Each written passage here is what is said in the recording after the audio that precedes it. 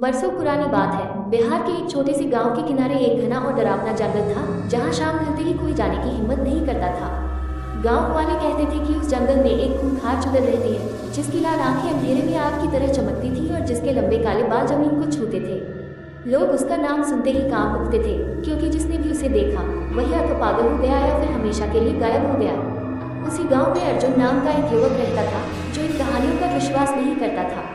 एक रात अपने दोस्तों के सामने बहादुरी दिखाने के लिए वह अकेला जंगल की ओर निकल पड़ा। हवा में अजीब सी सड़ांध थी, पेड़ों की शाखाएं अपने आप हिल रही थी और दूर कहीं औरत के रोने की आवाज सुनाई दे रही थी।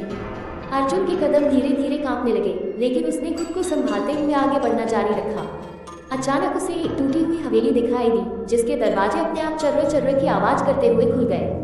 हवेली के अंदर घुटका अंधेरा था, लेकिन दीवारों पर खून जैसे लाल निशान बने हुए थे। तभी पीछे से किसी के पायों की आवाज आई।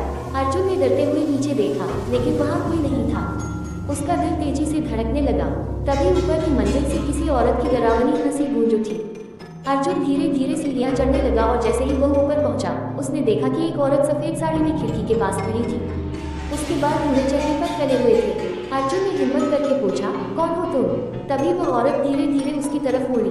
उसका चेहरा पूरी तरह जला हुआ था, आंखों से खून बह रहा था और उसके मुंह में बड़े बड़े नुकीले दांत थे। अर्जुन डर के मारे पीछे हट गया।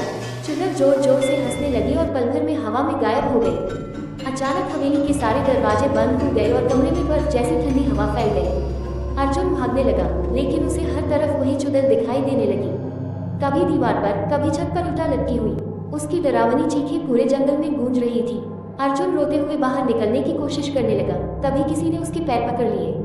नीचे देखा तो जमीन से काले हाथ निकलकर उसे खींच रहे थे। अर्जुन पूरी ताकत से चिल्लाया और किसी तरह खुद को छुड़ाकर भागा। जैसे ही वह हवेली से बाहर निकला, उसने पीछे मुड़कर देखा। चुड़ैल हवेली की छत पर खड़ी उसे घूर रही थी। उसकी आंखें खून की तरह लाल थी और उसके चेहरे पर खतरनाक मुस्कान थी। अर्जुन जान बचाकर गांव पहुंचा, लेकिन उस रात के बाद वह कभी पहले जैसा नहीं रहा।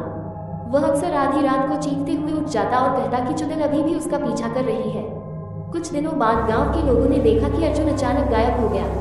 उसके घर की दीवार पर खून से सिर्फ एक लाइन लिखी थी, जो भी उस जंगल में आएगा उसकी आत्मा मेरी होगी। उस दिन के बाद गांव में कोई भी रात होने के बाद घर से बाहर नहीं निकलता, क्योंकि आज भी जंगल से उसी चुड़ैल की डरावनी हंसी सुनाई देती है।